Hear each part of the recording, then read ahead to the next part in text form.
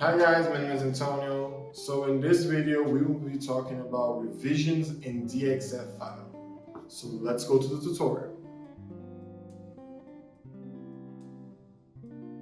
Today we're going to talk about revisions and how to import and export DXF files from the File menu in the new drawing. We've learned that to save your progress inside Drawing, you should use Command-S on Mac or Ctrl-S on Windows. That way, you won't risk losing any changes. But to create a revision, you'll need to select Save and Generate Revision, which is the second option in the File menu. This action automatically creates a new revision of your project at the exact date and time you saved it. If at any point you want to go back to that saved version, or to an even earlier one, just click Revisions, then look for the revision you want by its date and time, or simply select the previous one you were working on. Just click on the pencil icon, and that's it. Your project will instantly return to that previous version. Now let's talk about DXF files, one of the biggest new features in the new drawing. Click on the File menu. You'll see two options, Import DXF and Export DXF.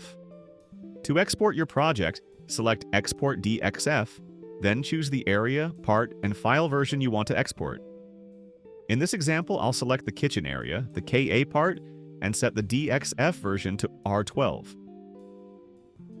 And then click Export.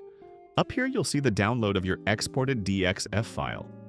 Now let's import that same file back into the drawing. In this case, I'll use one of my empty kitchen parts to import the countertop file. From the File menu, select Import DXF. Then click Choose File and finally Save.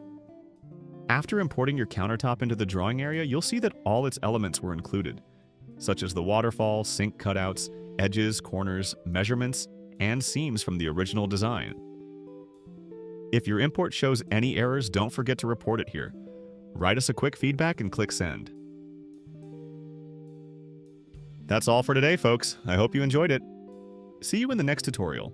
I hope this video helped you guys, and if you have any doubts, you can contact the support team. And if you are new at SlabWare, you can go inside slabware.com and start a free trial right now.